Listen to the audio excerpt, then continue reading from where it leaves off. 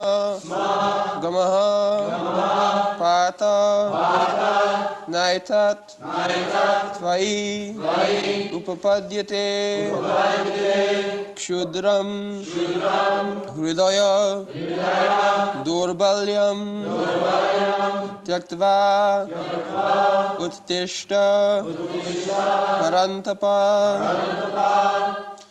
क्लैब्यं स्मगमःपात नैतत्त्वायुपपद्यते क्षुद्रं हृदय दौर्बल्यं त्यक्त्वोत्तिष्ठ परन्तप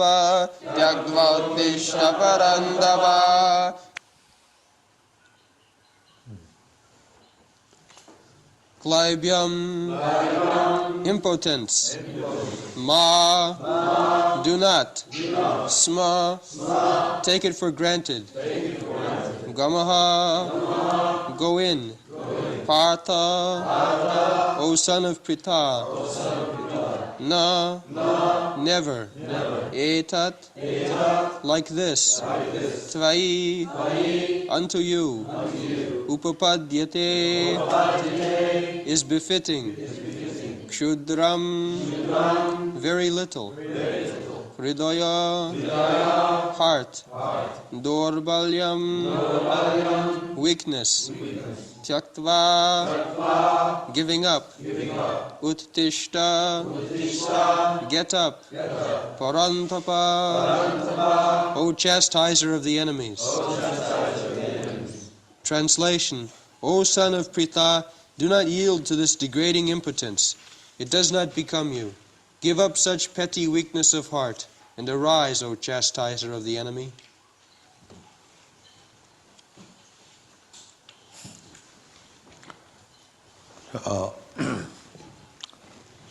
Bhagavan Krishna is encouraging Khuddam Hridaya Dadbal. For a Kshatriya to speak like that, no, I cannot kill my kinsman, I am giving my weapons. This is weakness, cowardice. Why you are all this nonsense doing? Khuddam Hridaya Dadbalam. This kind of compassion, giving up your duty as a Kshatriya, it is simply weakness of the heart. It has no meaning. Klebang masmagama parthya naita tvai upavatta.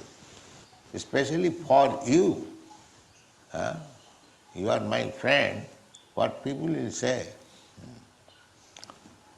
So, give up this weakness of the heart and uttishta, stand up, take courage. हरे कृष्णा। तो प्रभुपाद जी ये 2.3 जो श्लोक है, इसमें अर्जुन, जैसा कि हम जानते हैं कि अर्जुन युद्ध ना करने की बात बोल रहे थे, तो भगवान श्री कृष्ण अभी अर्जुन को बोल रहे हैं और एक प्रकार से एनकरेज करने का प्रयास कर रहे हैं कि शुद्रम हृदय दौर्बल्यम, एक क्षत्रिय के लिए ऐसा कहना कि वह युद्ध नहीं करेगा, अपने स्वजनों को नहीं मारेगा, और अर्जुन जो अपने शस्त्र छोड़ दे रहा है, तो भगवान उसको बोल रहे हैं कि हृदय की दुर्बलता है, एक दुर्बलता है, एक प्रकार से यह तुम डरपोकपना दिखा रहे हो और ऐसे काम क्यों कर रहे हो तुम, एक क्षत्रिय को ऐसा शोभा नहीं देता। शुद्रम हृदय दौर्बल्यम, तो भगवान कह रहे हैं कि हो सकता है तुम इसे सोच रहे हो कि तुम करुणा कर रहे हो दूसरों को ना मार के, लेकिन एक क्षत्रिय के लिए अपने कर्तव्य को त्यागना मात्र केवल हृदय की दुर्बलता है, इसका कोई अर्थ नहीं है। कि क्षत्रिय के लिए क्या होता है वो आगे हम और प्रभुपाद जी एक्सप्लेन करेंगे।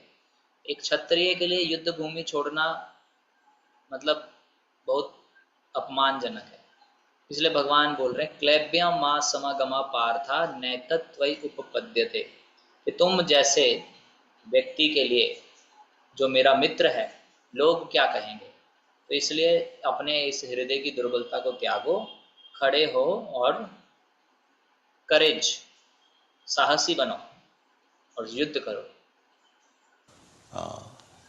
So just see how Krishna is inducing Arjuna to fight. The people are very much ignorant, and they sometimes criticize that Krishna is exciting Arjuna.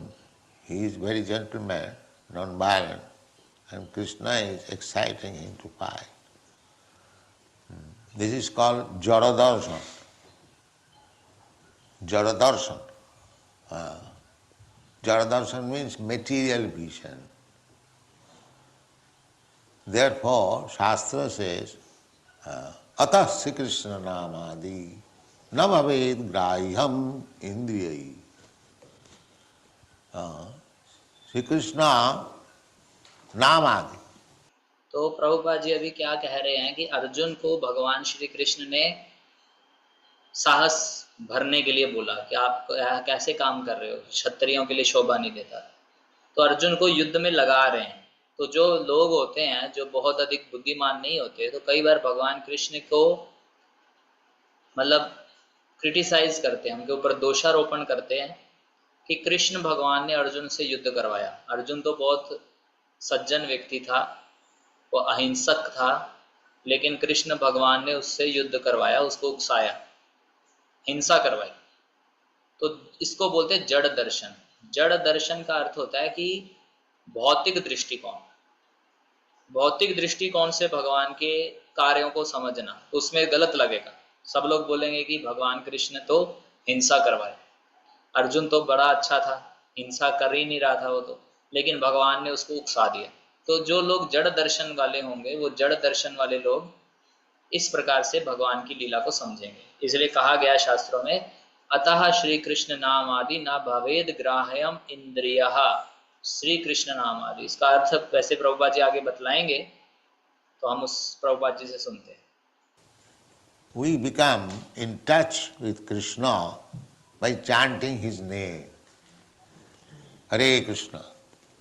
That is the beginning of our connection with Krishna. Namadi. The Shastra says, Atah Sri Krishna Namadi. Adi means beginning. So we have no connection with Krishna. But if you chant Hare Krishna Mahamantra, immediately our first chance to contact Krishna begins. So it has to be practiced. Not that immediately I realize Krishna. That is not. Of course, if one is advanced, it is possible immediately. तो श्री कृष्ण नाम आदि, अब प्रभुपाद जी इस श्लोक को समझाएंगे, क्योंकि जड़ दर्शन से बात शुरू हुई है, भौतिक दृष्टिकोण। तो वहां से प्रभुपाद जी ने बताया कि शास्त्र में बोला गया है श्री कृष्ण नाम आदि न भवेद ग्राह्यम इंद्रिय। तो हम लोगों का जैसे ही भगवान के साथ भगवान का नाम जप करते हैं, भगवान का नाम लेते हैं, हरे कृष्णा बोलते हैं, तब हम भगवान के संपर्क में आ जाते हैं। तो भगवान कृष्ण के साथ ये हमारी संबंध की, हमारे कनेक्शन की शुरुआत है। नाम आदि, तो शास्त्र बोलते हैं अतः श्री कृष्ण नाम आदि। आदि का अर्थ है शुरुआत। अभी तक हमारा कोई कनेक्शन नहीं है, लेकिन जैसे ही हम हरे कृष्ण महामंत्र जपते हैं, तो हम भगवान श्री कृष्ण से हमारा जो रिलेशन है उसकी शुरुआत होती है। और इसको जो है प्रैक्टिस करना होता है। ऐसा नहीं कि तुरंत ही कोई व्यक्ति रियलाइज कर लेगा भगवान कृष्ण को। कोई हो सकता है कोई बहुत अति उच्च अवस्था में, तो हो सकता है तुरंत कर ले, लेकिन इसको प्रैक्टिस करना पड़ता है। So, Sri Krishna Nam Adi. Nam means name. So Krishna is not only name, Adi, that is the beginning, but form, activities. Just like Savanam Kirtanam. The Savanam Kirtanam glorifying or describing about Krishna. So he has got his form. So Nam means name, and then Roop means form. Nam, Roop, Lila means pastimes. Gun means quality. Entourage, his associates, all this. Atas Sri Krishna namadi na bhavet grahyam indriya. By ordinary senses, we cannot understand either Sri Krishna's name. We are तो जड़ दर्शन, हम लोगों की शुरुआत कहाँ से हुई थी, इस पॉइंट पे हम कहाँ कैसे पहुंचे? जड़ दर्शन से, कि भगवान को मूर्ख लोग उनकी लीलाओं को अपनी दृष्टिकोण से, भौतिक दृष्टिकोण से समझते हैं तो गलत समझेंगे। तो उस संदर्भ में प्रभुपाद जी ने श्लोक सुनाया, अतः श्री कृष्ण नाम आदि न ग्राह्यम भावेद इंद्रिय। श्री कृष्ण नाम आदि, तो हमारा श्री कृष्ण से संबंध की शुरुआत होती है जब हम भगवान का नाम लेते हैं। तो नाम का अर्थ नेम हो गया। सो कृष्ण का, भगवान का केवल नेम ही नहीं, आदि, आदि का मतलब है तो केवल शुरुआत थी, आगे और भी चीजें हैं, उनका रूप है, उनकी लीलाएं हैं। जैसे हम बोलते हैं ना श्रवणम कीर्तनम, तो कीर्तनम का मतलब होता है भगवान को ग्लोरीफाई करना, उनका गुणगान करना। तो उनका रूप है, नाम है, रूप है, फिर उनके लीला है, फिर उनके क्वालिटीज हैं, उन्हीं का तो गुणगान करना है। उनके पार्षद लोग हैं, उनके बहुत सारी चीजें हैं उनके। श्री कृष्ण नाम आदि, आदि का मतलब नाम, रूप, गुण, लीला सब कुछ आ जाता है उसमें। तो ना भवेद ग्राह्यम इंद्रिय, मतलब कहने का है ना मतलब नहीं, इंद्रिया मतलब इंद्रियां, भवेद मतलब समझ पाएंगे। तो हम इन इंद्रियों से भगवान के नाम, रूप, लीला, गुणों को समझ नहीं पाएंगे, ये बात है। तो इसको बोल देते जड़ दर्शन से शुरुआत हुई ना हमारी बात की। जड़ दर्शन से प्रभुपाद ये श्लोक लेकर आए, उससे ये समझाना चाह रहे हैं कि साधारण इंद्रियों से भगवान की नाम, रूप, गुण, लीला को ऐसे कोई व्यक्ति समझ नहीं सकता। फिर हम आगे सुनते हैं प्रभुपाद जी इसको कैसे एक्सप्लेन करते हैं। hearing our through the oral reception Krishna's name, but if we keep our ear without purification, of course by hearing it will be purified, we have to help. Help means to avoid the offenses, 10 kinds of offenses. So, in this way, we shall help the purificatory process. Just like if I want to ignite fire, so I must help the igniting process by drying the wood. It will very soon get fire. Similarly, simply chanting, that will help also, it will take time. But if we avoid the offenses, then it will be very quickly purified. The action will be there. So, Atha Sri Krishna Namadi na bhavi grahyam indriya. तो again Prabhupada ji क्या समझा रहे हैं? जड़ दर्शन से शुरू हुई बात। जड़ दर्शन भौतिक दृष्टिकोण, और उस भौतिक दृष्टिकोण से हम भगवान को समझ नहीं पाएंगे। उसके संदर्भ में एक श्लोक बताए, अतः श्री कृष्ण नामादि न भवेद ग्राह्यम इंद्रिय। और वहां पे बतला रहे हैं कि भगवान के नाम, रूप, गुण, लीला को हम साधारण इंद्रियों से समझ नहीं सकते। जहां साधारण इंद्रियों का अर्थ है इम्प्योरिफाइड सेंसेस, पहले हमें प्यूरिफाई करना पड़ेगा। इसलिए प्रभुपाद जी अभी समझा रहे हैं कि हम सुन रहे हैं, कानों से भगवान का नाम सुन रहे हैं, लेकिन अगर हमने विदाउट प्यूरिफिकेशन, अगर हमने अपना शुद्धिकरण नहीं किया, ऐसा भी है कि ऐसा सुनते सुनते हम शुद्ध होंगे, हमें मदद मिलेगी, लेकिन असली जो मदद है वो यह नाम अपराध ना करना। अगर हम नाम जब कर रहे हैं तो अगर नाम अपराध करेंगे, अगर अपराध से बचेंगे तो हमें मदद मिलेगी, हम प्योरीफाई होंगे। जैसे प्रभुपाद उदाहरण दे रहे हैं कि अगर हमें आग जलानी है तो आग जलाने के लिए हमें लकड़ी को पहले सुखाना पड़ेगा, तब लकड़ी आग पकड़ेगी। अगर हम लकड़ी को सुखाएंगे नहीं तो फिर आग जल्दी पकड़ेगी नहीं, टाइम लगेगा। तो अगर हम केवल चैंटिंग कर रहे हैं वो भी मदद करेगी, लेकिन समय लगेगा प्यूरिफिकेशन में। लेकिन तुरंत कब होगा? जब हम जप भी कर रहे हैं और साथ ही साथ 10 अपराधों से भी बच रहे हैं, तो फिर तुरंत शुद्ध होंगे। तो यह प्रोसेस है। अतः श्री कृष्ण नामादि न भवेद ग्राह्यम इंद्रिय। मतलब हम इम्प्योर स्टेट के, इंद्रियों अगर हमारी इम्प्योर हैं, तब हम भगवान श्री कृष्ण के नाम रूप गुण लीला को अभी समझ नहीं पाएंगे। तो अगर हमने नाम लेना शुरू कर दिया लेकिन ऑफेंसेस कर रहे हैं, अपराध कर रहे हैं, तो क्या होगा, उसका इफेक्ट जल्दी नहीं आएगा। केवल जप करते रहने से लंबा समय के बाद प्यूरिफिकेशन होगा, लेकिन अगर हम अपराध करना छोड़ दें तो हम तुरंत हम प्योरीफाई होंगे, तब हम श्री कृष्ण नाम आदि प्योरीफाइड स्टेट में भगवान को समझ सकते हैं। So this behavior of Krishna, how ordinary man can understand? Because they have got their ordinary senses. Therefore they mistake. Why Krishna? Even Krishna's devotee, Vaishnava, that is also stated, Vaishnaver kriya mudra vigyena bujhoy. Even Vaishnava, Acharya, what he is doing, even the most expert, intelligent man cannot understand why he is doing this. Therefore, we should not try to imitate the higher authorities, but we have to follow the order, injunction given by the higher authorities. तो impure इंद्रियों से हम भगवान को नहीं समझ सकते, उसके लिए हमें प्योर करना पड़ेगा इंद्रियों को, और प्योर करने के लिए भगवान का ही नाम लेना है, लेकिन अपराध रहित लेना है।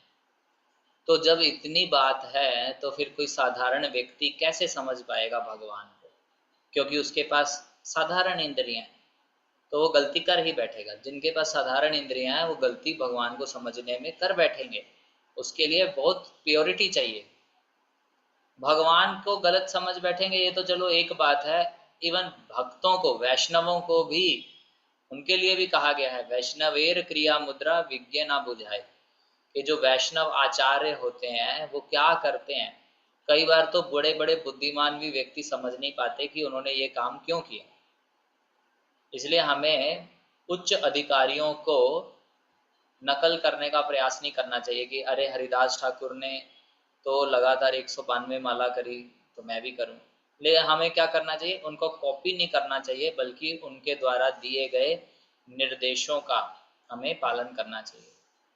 तो वैष्णवेर क्रिया मुद्रा विज्ञ न बुझाए, मतलब जो वैष्णव है उनको भी कोई व्यक्ति, साधारण व्यक्ति समझ नहीं पाएगा कि एक आचार्य यह कार्य क्यों किए इस प्रकार से कार्य। तो साधारण व्यक्ति जो जड़ दर्शन में होगा वो सोचेगा कि ये तो मतलब गलत किए, लेकिन हो सकता है उसके पीछे उनका जो भावना है वो कुछ और हो। तो वैष्णव लोगों को समझ नहीं पाएंगे, साधारण व्यक्ति समझ नहीं पाते। It is not possible. Krishna is exciting Arjuna to fight, that does not mean we can also do that excite. No. That will be immoral. For Krishna it is not immoral. Whatever he is doing is, God is good, he is all good. We should accept it. Whatever he is doing, that is all good. This is one side. And what I am doing without authority's order, this is all bad.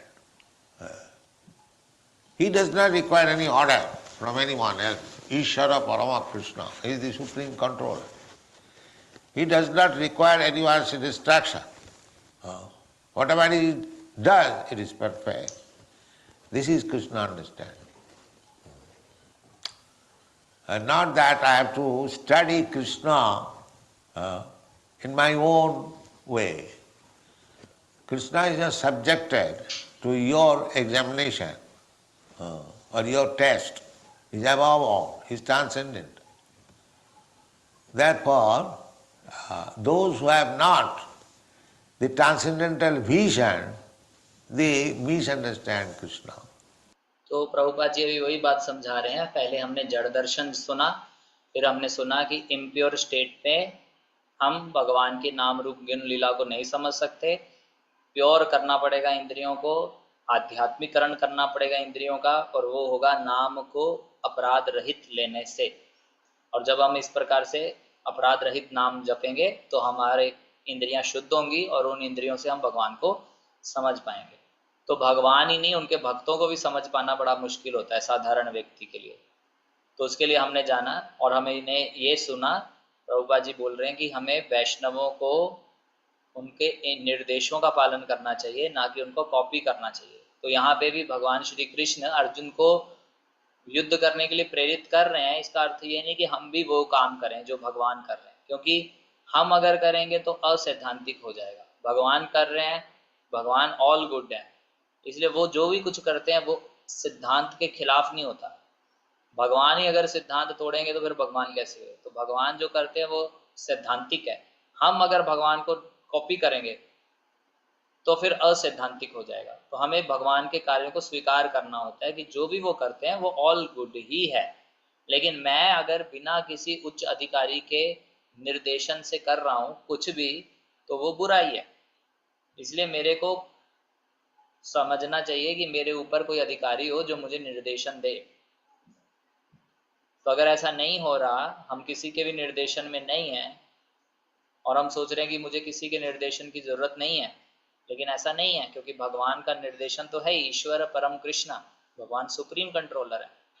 लेकिन भगवान को किसी के निर्देशन की कोई आवश्यकता नहीं है, वो जो कुछ करते हैं वो परफेक्ट होता है।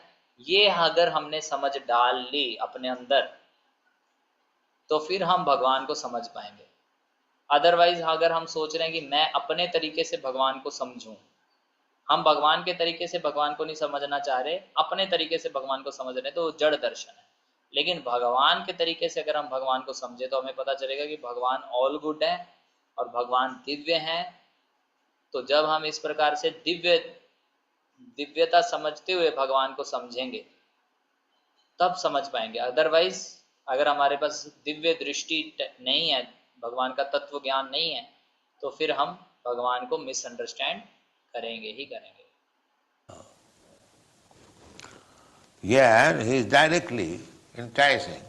Klaivang mas magama parthya naitatvahi upavaddhate Sudrang hridaya dudballam tapta uttishta parantapa. Parantapa is this word, very word is used, that you are a Kshatriya, you are a king, your business is to chastise the mischief mongers. That is your business. You cannot excuse the mischief monger. Formerly the kings were so. The king himself used to judge. A criminal was brought before the king, and if the king thought it wise, he would take his own sword immediately, cut his head. That was the duty of king. Even not many, about 100 years ago, in Kashmir, the king, as soon as a thief was caught, he would be brought before the king. And if he is proved that he was a thief, he has stolen, immediately the king will cut off his hands personally, chopped off. Even 100 years ago. So all other thieves warned, this is your punishment.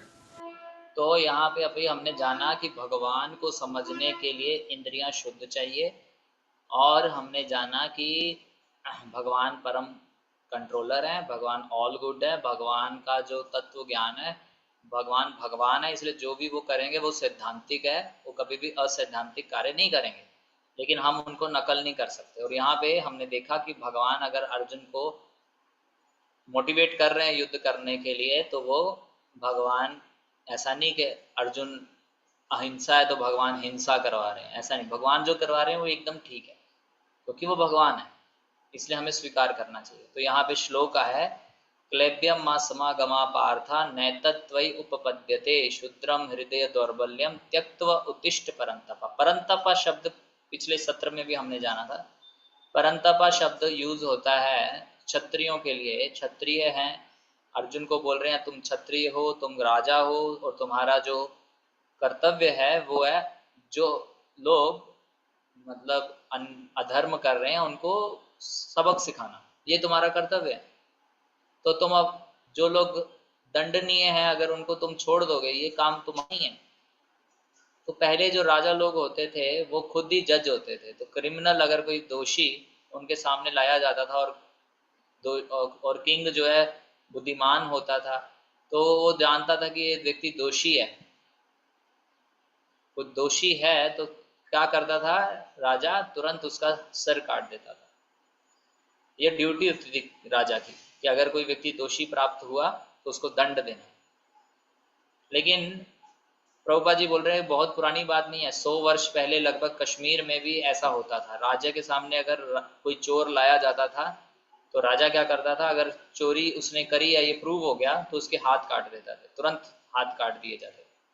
और इस प्रकार से दूसरे चोरों को चेतावनी दे दी जाती थी कि अब आप सावधान हो जाओ, अगर आप चोरी करोगे तो आपके हाथ काट दिए जाए। तो इसलिए क्षत्रिय के कर्तव्य है ये दंड देना। तो भगवान केवल उस क्षत्रिय धर्म को अर्जुन को बतला रहे हैं, इसलिए उसको उकसा नहीं रहे युद्ध करने के लिए, हिंसा नहीं करवा रहे। It is all about remembering his duty. There was no thieving, there was no stealing, no burglary in Kashmir. Even somebody lost something on the road, it will lie down, nobody will touch it. The order was, king's order was, if something is lying down on the street uncared for, you cannot touch it. The man who has left it, he would come, he would collect. You cannot touch it. Even 100 years ago. So this capital punishment is required. Nowadays the capital punishment is excused. तो यह जो है पहले राजा लोग जो है इस प्रकार से करते थे, क्षत्रिय लोग, तो चोरी नहीं होती थी उससे। कश्मीर में चोरी इस प्रकार से बंद होगी। इवन राजा का ये निर्देश था कि अगर किसी की वस्तु सड़क पर गिर भी जाए तो उसको भी पड़ी रहने दो, कोई उसको टच नहीं करेगा। अगर मान लीजिए किसी का कोई वस्तु गिर गया तो उसको वहीं पे रहने देते थे, जिसने छोड़ा है वो आएगा और उठा लेगा, कोई दूसरा व्यक्ति टच ना करेगा। 100 वर्ष पहले भी ऐसा होता था, अगर इस प्रकार के दंड के विधान थे। लेकिन प्रभुपाद जी कह रहे हैं कि इस प्रकार से कर्तव्य था ये राजा का। तो अर्जुन एक राजा है, क्षत्रिय है, तो उनका एक कर्तव्य है दंडनीय को दंड देना, अधर्मी को दंड देना। Murderers are not hanged. This is all mistake. All rascaldom. A murderer must be killed. No mercy. Why a human killer, even an animal killer should be immediately hanged? That is the kingdom. The king should be so strict. So, this sympathy is like Arjun's sympathy.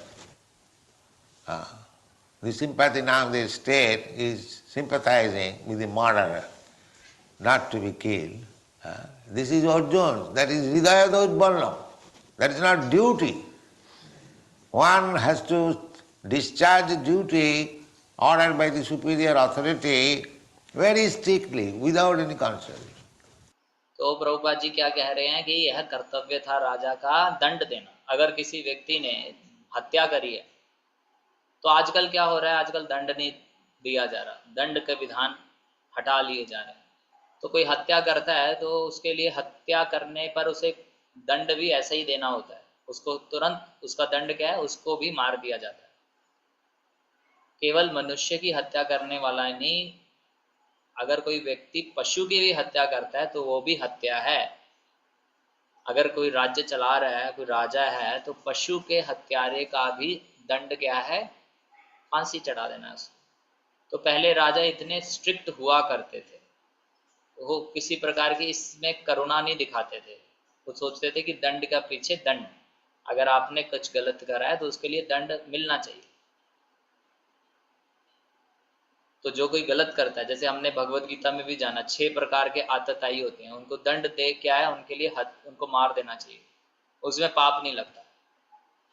तो इस प्रकार से जिसने किसी की हत्या करी है उसके लिए दंड का विधान है, उसको भी फांसी चढ़ाई जाती है। उसके पीछे रीजन भी है कि अगर हम उसको इस जीवन में दंड नहीं दे देंगे उस कर्म का, तो वो अगले जीवन में फिर उसे दंड भोगना पड़ेगा, तो उसको इसी जीवन में मुक्त कर दिया जाता है उसके पाप से। तो राजा लोग भी ये सब जानते होते थे, इसलिए दंड भी देते थे। दंड के पीछे अच्छी भावना थी, लेकिन दंड देने में कभी हृदय की दुर्बलता नहीं सामने आती थी। तो अभी अर्जुन उसी प्रकार से जो है सिंपैथी दिखा रहे हैं।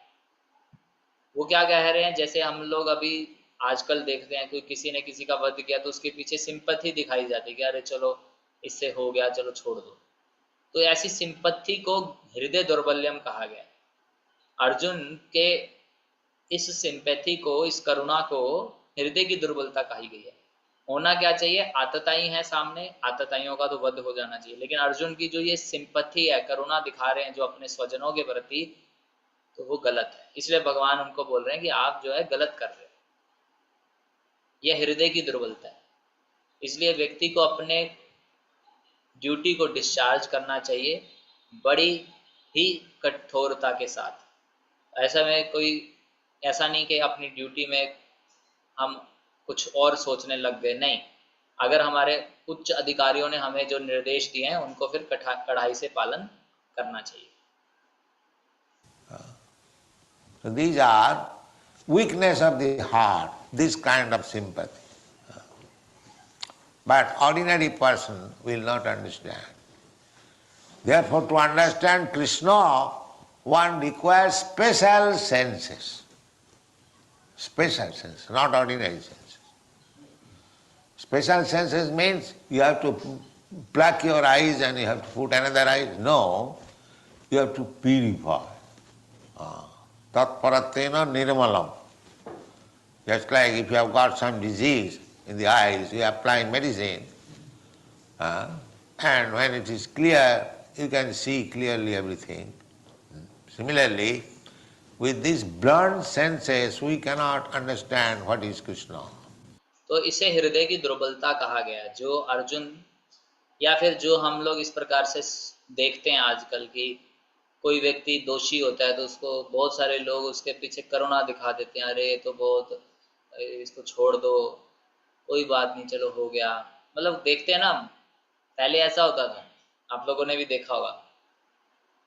वो एक बार मुझे याद है कि काफी समय पहले की बात है, चार्जर ऑन कि एक लड़की का रेप कर दिया था 5-6 लोगों ने। उसके बाद उनको जेल होगी, और जेल होने के उपरांत जो है कई साल तक उनका केस लटकता रहा, और बार बार यही सोच बोला जा रहा था कि अरे इन्होंने मतलब गलती कर दी। केस लटकाए जा रहे थे, मतलब समझ रहे हैं, लटकाए जा रहे हैं बार बार, उसको कई साल लग गए, फिर जाके उनको फांसी मिली। तो ये इतना लंबा समय लगा, ये इतना लंबा समय जो लगा है, इसके पीछे मतलब यही सब कारण है। सिंपैथी समझी जा रही है कि सिंपैथी दिखाओ, लेकिन ये हृदय की दुर्बलता है, हृदय की दुर्बलता है। ये मुझे अच्छा लगा कि यूपी में जो है योगी जो है एनकाउंटर कर देता है, क्योंकि उसे पता है कि अपराधी को दंड दे दो, उसको ज्यादा लंबा मत खींचो। तो साइड में ले जाके भागने का प्रयास किया तो गोली मार दी, बस सीधा सा काम। तो ही इज डूइंग गुड। कहने का अर्थ यह है कि पहले राजा लोग ऐसा करते थे, राजा लोग पहले इसी प्रकार करते थे, लंबा लंबा नहीं खींचते। जो भाई गलत है तो गलत है, ज्यादा उसमें जजमेंट क्या करना है। अभी इसने हत्या करी है तो इसको फल दे दो। लेकिन हृदय की दुर्बलता, यहाँ पे वही बात समझाई जा रही है, हृदय की दुर्बलता। ऐसी दुर्बलता के कारण, ऐसे हृदय के कारण व्यक्ति जो है समझ नहीं पाता। इसलिए भगवान कृष्ण को समझना तो बहुत बड़ी बात है। उसके लिए तो विशेष इंद्रियां चाहिए, साधारण इंद्रियों से, साधारण दृष्टिकोण से हम समझ नहीं पाएंगे। तो स्पेशल इंद्रियां चाहिए भगवान को देखने के लिए। प्रभुपाद जी कह रहे हैं अपनी, इसलिए आंखें बाहर निकाल दो और स्पेशल आंखें देंगे आपको, वो लगाओ। तो उसका अर्थ क्या समझा रहे हैं, अपनी इंद्रियों को प्योरीफाई करना है। तत्परत्वेन निर्मलम। जैसे किसी को आंख में कोई रोग हो जाए तो अपने आंख में मेडिसिन लगाता है, तब फिर उसे जो है दिखना साफ साफ शुरू होता है, नहीं तो उसे जो है धुंधला धुंधला दिखेगा। इसलिए जब हमारी आंखें भौतिक दृष्टिकोण के, भौतिकता के बीमारी से ग्रस्त हैं, तब तक हमें दिखाई नहीं देगा कृष्ण नाम रूप गुण, ये सब समझ नहीं आएगा, उनकी लीला समझ में नहीं आएगी। इसलिए पहले हमें अपनी इंद्रियों को प्योरीफाई करना पड़ेगा। सेवनमुखी ही जिह्वादौ सामेव स्फुरत्तद। As Sri Krishna's namadau, Krishna's name, form, quality, etc. is not understood by these blunt senses. So how it is to be done? The sevanmukhehi jivhadau. Again jivhadau, beginning from the tongue, controlling the tongue. Just see, it is something peculiar that you have to understand Krishna by controlling the tongue. This is something wonderful. How is that? I have to control my tongue to understand Krishna. But it is the Shastra injunction is there. Sevanamukhi hi jivhadu. Jivha means tongue. तो अभी तक हमने क्या सुना? जड़ दर्शन, फिर उसके बाद इंद्रियों को प्योरीफाई करना है, और अब जो है वो मेथड बता रहे हैं प्रभुपाद जी, प्योरिफिकेशन कैसे करना है। सेवोन मुखे ही जिह्वादो स्वयं एव स्मृति अधा। श्री कृष्ण नाम आदि, कृष्ण के नाम रूप गुण, ये हम इम्प्योर इंद्रियों से नहीं समझ पाएंगे, हमें अपनी इंद्रियों को प्योर करना पड़ेगा। वो कैसे करना है? सेवोन मुखे ही जिह्वादो, यहाँ पे जिह्वादो शब्द आया, मतलब हमें अपनी इंद्रियों की प्यूरिफिकेशन का कार्य और भगवान कृष्ण को समझने का कार्य कैसे प्रारंभ होगा? हमारी जीभ से होगा। ये थोड़ा सुनने में अजीब लगेगा कि हमें जो है श्री कृष्ण को समझना है अपनी जीभ को कंट्रोल करके, बड़ी अजीब बात है, लेकिन ये बहुत आश्चर्यजनक है। ये कैसे होगा? हमें पहले अपनी जिह्वा को कंट्रोल करना पड़ेगा, और शास्त्र कहते हैं सेवोन मुखे ही जिह्वादो, जिह्वा का अर्थ मतलब टंग। अब वो कैसे है वो हम देखते हैं। So, in order to see Krishna, in order to understand Krishna, the first business is to control your tongue. Therefore, we say, don't take meat, don't take liquor, because it is controlling the tongue. The tongue is the most strong enemy as sense, as perverted sense. And these rascals, they say, no, you can eat whatever you like, it has nothing to do with religion. But Vedic Shastra says, you rascal, first of all control your tongue, then you can understand what is God. तो अभी सेवोन मुखे ही जिह्वादो ये शब्द आ गया, ये भक्ति रसामृत सिंधु का श्लोक है। तो भगवान श्री कृष्ण को समझने के लिए हमें अब पहला काम को जो करना होगा वो अपनी जीवा को कंट्रोल करना पड़ेगा। इसलिए हम लोग एक नियम बनाते हैं, मीट ईटिंग नहीं करना। मीट ईटिंग क्यों नहीं करना? क्योंकि भगवान को समझने के लिए जीवा के कंट्रोल चाहिए, और मीट खाएंगे तो ये जीव कंट्रोल में नहीं है। तो कंट्रोलिंग ऑफ द टंग, एक जीव जो है हमारी समस्त इंद्रियों में से हमारी सबसे बड़ी शत्रु है, और ये हमेशा टेस्ट के पीछे भागती है, इसको कुछ ना कुछ चाहिए। तो वो कोई लोग मूर्ख लोग क्या बोलते हैं कि नहीं नहीं कुछ भी खाओ, खाने पीने का धर्म से कुछ लेना देना नहीं है। लेकिन ऐसा नहीं है, हमारे वैदिक शास्त्र कहते हैं नहीं, सबसे पहले अपनी जीभ को कंट्रोल करो, तब आप भगवान को समझ पाओगे। यानी कि जिसका जीभ कंट्रोल नहीं है तो टेस्ट के पीछे भागता रहेगा, कब समय देगा भगवान को समझने के लिए? उसको जब भी बोलेंगे, जैसे अधिकतर लोग प्रसाद खाने आ जाते हैं, उसको जीभ का टेस्ट रहता है, उनको कथा में प्रसाद का टेस्ट देना पड़ता है, तब वो कथा में मंदिर आते हैं। लेकिन भगवान का प्रसाद खा खा के फिर धीरे धीरे शुद्ध भी होते हैं, 100 में से 10। लेकिन एटलीस्ट चलो प्रसाद तो खा रहे हैं। लेकिन कहने का अर्थ है कि जो तो प्रसाद भी नहीं खा रहा और बाहर का टेस्ट के पीछे दौड़ रहा है, भगवान को कैसे समझेगा? So this is called Vedic injunction. Perfect. If you control your tongue, then you control your belly, then you control your genital. Rupa Goswami gives instruction, Vacho Vigam, Krodha Vigam, Udara Upastha Vigam, Manaso Vigam, ईतान वेगान जब विषयित धीर स पृथ्वीं शिष्यात्. This is an instruction that anyone who has become competent to control the tongue, to control the mind, to control the anger, to control the belly and control the genital. If 6 kind of control is there, he is fit for becoming spiritual master. He can make disciples all over the world. And if you cannot control your tongue, if you control your anger, control your mental concoction, then how you can become even spiritual master? That is not possible. Prithiving Sasishya, one of these, that is called Goswami. Goswami or Swami. Master of the senses, master of controlling these 6 kinds. तो हमने अभी जाना कि जीवा को control करना बहुत आवश्यक है। तो जब हमारी जीभ कंट्रोल होगी तब हमारा उदर कंट्रोल होगा, और जब हमारा उदर कंट्रोल में होगा तो हमारे जेनिटल्स का वेग कंट्रोल में होगा। 6 प्रकार के वेग नेक्टर ऑफ इंस्ट्रक्शन उपदेशामृत में आए। वाणी का वेग वाचो वेगम, क्रोध वेग क्रोध का वेग होता है, उदर का वेग मतलब पेट के वेग होते हैं, उपस्थ मतलब जनन इंद्रियों के वेग होते हैं, फिर मन के वेग होते हैं। इस प्रकार से 6 वेग बोले गए हैं। वाचो वेगम, मनसा, क्रोध वेगम, उदर, उपस्थ,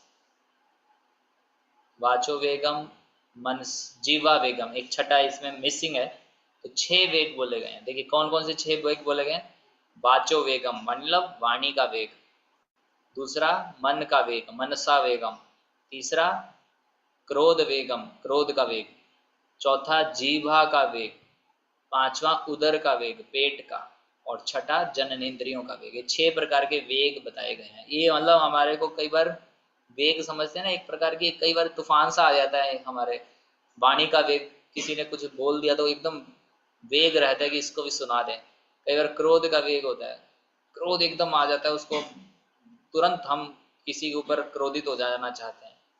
मन के वेग होते हैं, मन हमेशा कुछ ना कुछ इमेजिन करता रहता है, सोचता रहता है, अलग प्रकार के वेग हैं। फिर उसी प्रकार उदर के वेग, उदर में खाने के हमेशा चलता रहता है। जीवा का वेग टेस्ट हमेशा लेने का वेग चलता रहता है, भूख नहीं लग रही लेकिन टेस्ट लेना है। और फिर जननेंद्रियों का वेग, तो हमारी जीभ अगर कंट्रोल में होगी तो पेट आ जाएगा कंट्रोल में, पेट कंट्रोल में होगा तो जननेंद्रियों के वेग कंट्रोल में आ जाएंगे। तीनों सीधी लाइन में। तो जीभ के वेग को कंट्रोल करने के लिए इसे महत्वपूर्ण बताया गया।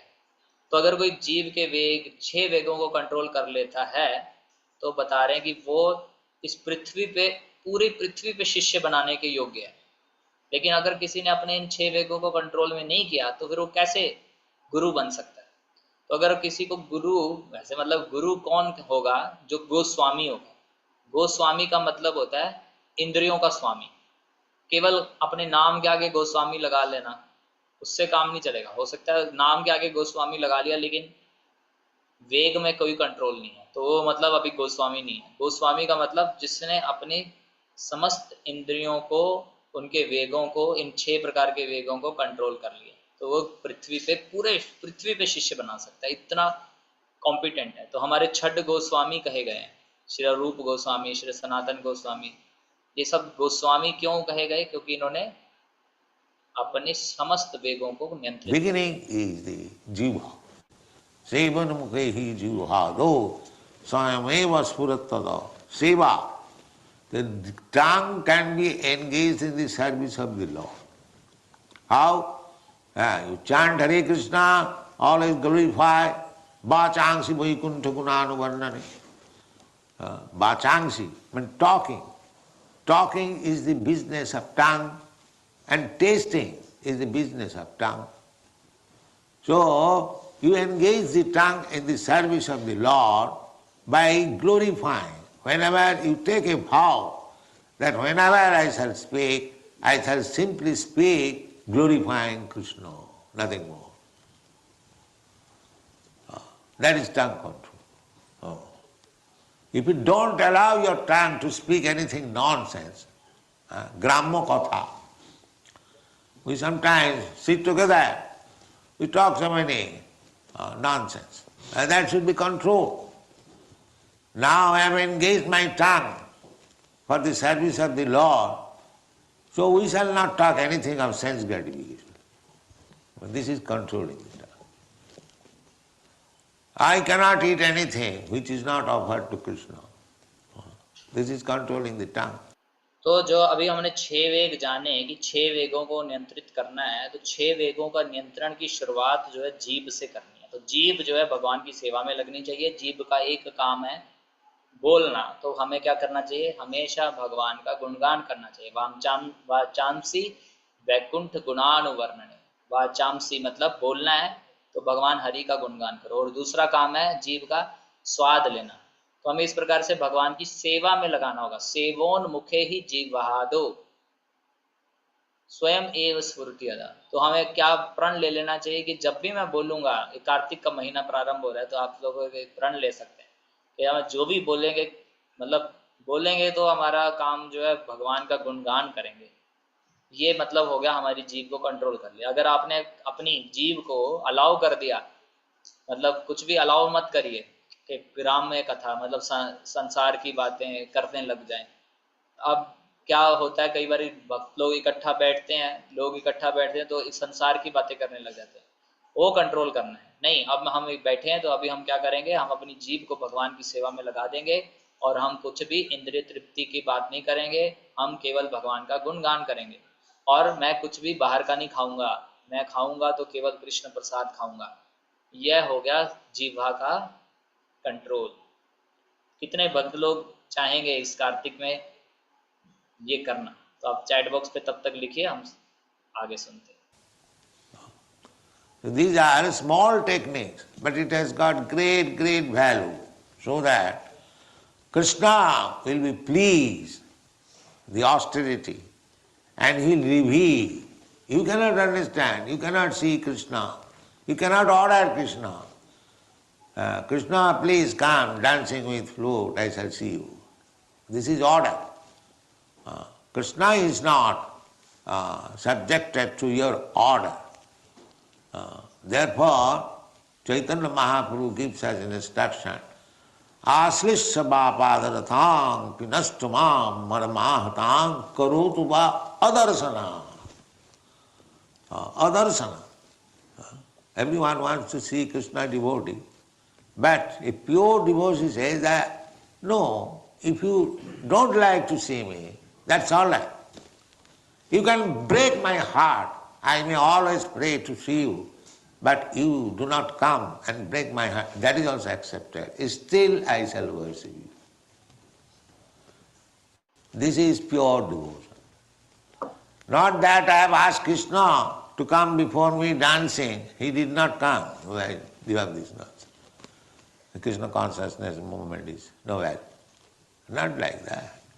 तो ये छोटी छोटी टेक्निक्स हैं, जीवा को नियंत्रित करना, भगवान के विषय में ही बोलना, भगवान का ही प्रसाद ग्रहण करना। ये छोटी टेक्निक है, लेकिन ये बहुत बड़ी वैल्यू रखती है। जैसे हमने पिछले सत्र में आपको बताया कि छोटे छोटे स्टेप्स, प्रभुपाद जी भी वही बोल रहे हैं। प्रभुपाद जी क्या बोल रहे हैं कि छोटे छोटे स्टेप्स लो। ये जीव को कंट्रोल करने का एक स्मॉल टेक्निक है, लेकिन बहुत बड़ी वैल्यू है इसकी। इससे भगवान कृष्ण प्रसन्न हो जाएंगे हमारी ये छोटी सी तपस्या से। और फिर क्या करेंगे, अपने आप को आपके समक्ष रिवील कर देंगे। हम नहीं समझ सकते भगवान को, लेकिन अगर हम भगवान की सेवा कर रहे हैं, अपने इंद्रियों को शुद्ध कर रहे हैं, तो भगवान अपने आप को रिवील करेंगे। ये था फॉर्मूला। हम नहीं समझ सकते, हम नहीं कह सकते हरे कृष्णा आ जाओ, हम लोग बांसुरी बजाओ, हम आपको देखना चाहते हैं। ऐसा नहीं, ये तो ऑर्डर हो गया। हम बुला रहे हैं भगवान को, अरे आप आ जाओ। हम भगवान हमारे ऑर्डर कैरियर नहीं है। इसलिए चैतन्य महाप्रभु क्या लिखते हैं शिक्षाष्टकम में, आशीलस्य वाप आदरताम पिनष्टुमाम अदर्शनान मर्महताम करोतु वा। तो अदर्शनाम कि हर कोई कृष्ण को देखना चाहता है, लेकिन जो शुद्ध भक्त होते हैं वो क्या बोलता है, बोलता है कि अगर आप मुझे दर्शन नहीं देना चाहते कोई बात नहीं, अगर इस प्रकार से आप मेरा हृदय भी तोड़ दोगे और मैं आपसे प्रे करता रहूंगा, आप नहीं आओगे, मेरा हृदय तोड़ोगे, तब भी मैं आपकी हमेशा पूजा करता रहूंगा। ये है शुद्ध भक्ति। ना कि ये अरे मैंने तो कृष्ण को बुलाया था, वो आए नहीं, तो मैं अब भक्ति नहीं करूंगा इनकी। तो कोई बोले कृष्ण भावनामृत तो बेकार है, इसमें कुछ नहीं होता। तो ये भावना जो है ये चाहिए हमें। तो अभी श्रीमती राधा रानी के भाव को बताएंगे प्रभुपाद, फिर हम यहाँ पे रुकेंगे ये पैराग्राफ सुन के। This is Radharani's attitude. So Krishna left Vrindavan. All the gopis, they passed their days simply crying for Krishna, but never condemned Krishna. Whenever somebody came, Krishna also was thinking of them, because gopis are the greatest devotees, topmost devotees. There is no comparison with the devotion of the gopis. Therefore Krishna was always obliged to them. Krishna said to the gopis that you have to be satisfied with your own business. I cannot return you anything for your love. Krishna, the Supreme, the All-Powerful, he was unable to repay the debts for the gopis. So gopis, Chaitanya Mahaprabhu said, Ramma kachid upasana brajavadhu varga bhija kulpita. There is no more better worship than what was conceived by the gopis. So gopis are the topmost devotees. And amongst the gopis, Srimati Radharani is the topmost. Therefore, Srimati Radharani is greater than Krishna. So this is Gaudiya Vaishnava philosophy. It requires time. तो अभी हमने शुरुआत में जड़ दर्शन सुना, फिर हमने जाना कि भगवान के नाम रूप गुण लीला को हम इन इंद्रियों से नहीं समझ सकते, हमें इंद्रियों को प्यूरिफाई करना पड़ेगा। और इंद्रियों को प्यूरिफाई करने के लिए क्या करना पड़ेगा? सेवोन्मुखे ही जीवा, दो जीवा से प्रारंभ करना पड़ेगा। फिर 6 प्रकार के वेग हैं, उन वेगों को नियंत्रण करना पड़ेगा। फिर 6 वेगों में जीवा के वेग को, जीवा में 2 काम है, बोलना और टेस्ट करना। तो बोलने के लिए कृष्ण का गुणगान करना है और टेस्ट में कृष्ण प्रसाद ग्रहण करना है। ये करेंगे तो भगवान अपने आप को रिवील कर देंगे हमारे सामने। और शुद्ध भक्त ये नहीं सोचता भगवान मैंने आपको बुलाया था, आप आए नहीं, अब मैं आपकी भक्ति नहीं करूंगा। वो बोलेंगे अगर मैं आपको पुकारता रहूंगा, आप आओगे नहीं, मेरा दिल भी तोड़ोगे, तब भी मैं आपका भक्त रहूंगा। ये एटीट्यूड राधा रानी जी का एटीट्यूड है। जो वृंदावन जब भगवान श्री कृष्ण छोड़ गए तो जितनी भी गोपियां थी वो हर दिन भगवान के विरह में रोती रहती थी, लेकिन कभी ऐसा नहीं बोली अब हम कृष्ण को छोड़ दें, आ तो रहा नहीं, हम बुला रहे हैं इतना आते हैं। तो जब भगवान श्री कृष्ण कोई भी आता है तो कृष्ण भी भगवान भी गोपियों के बारे में सोचते रहते थे, क्योंकि गोपियां जो है परम भक्त हैं, उनकी भक्ति की कोई कंपैरिजन नहीं है, कोई तुलना नहीं है। इसलिए भगवान भी अपने आप को उनके भक्ति के प्रति अपने आप को ऋणी मानते थे। कई बार उन्होंने गोपियों को कहा भी कि मैं आपके इस प्रेम का ना कोई मोल चुका नहीं पाऊंगा, मैं ऋण चुका नहीं पाऊंगा जो आप लोगों ने मेरे लिए इतना प्रेम दिखाया। चैतन्य महाप्रभु भी बोले हैं रम्या कांचित उपासना व्रज वधु वर्गेण या कल्पिता, कि गोपियों की भक्ति से बढ़ के कुछ भी नहीं है। मतलब उन्होंने जो भक्ति करी है उससे बढ़ के भक्ति की कोई विधि नहीं है, वही सबसे टॉप मोस्ट विधि है। और उन गोपियों में से श्रीमती राधा रानी का तो कहना ही क्या, वो सबसे टॉप मोस्ट है। तो श्रीमती राधा रानी इसलिए भगवान कृष्ण से भी बढ़ गए हैं। तो ये गौड़ीय सिद्धांत है, इसको समझने में समय लगेगा। और आज हम यहीं पे अपने सत्र को रोकेंगे। 1 घंटा हम लोग प्रभुपाद जी का श्रवण किए। बाकी बचा हुआ जो आगे का बचा हुआ लेक्चर है वो हम अगले सत्र में करेंगे। अभी आपको क्या करना है, इस लेक्चर को दोबारा सुनिएगा। ये भगवत गीता 2.3 है, इसका लिंक, लेक्चर का लिंक जो है आपको चैट बॉक्स पे अभी भेज देते हैं ताकि आप इसी लेक्चर को सुने। और ये लेक्चर बहुत इंपॉर्टेंट लेक्चर है। आप हमें इसमें जाना कि कैसे जो है भगवान की भक्ति करनी है और भगवान हमारे समक्ष किस प्रकार से, हमें डिमांड नहीं करना है, हमें प्रे करना है, प्रे करते रहना है और प्रे करते ही रहना है। कभी भगवान हमें जरूर दर्शन देंगे, उनकी इच्छा है, ये उनके ऊपर छोड़ दो, हमारा काम करना है। तो यहाँ पे हम रुकते हैं।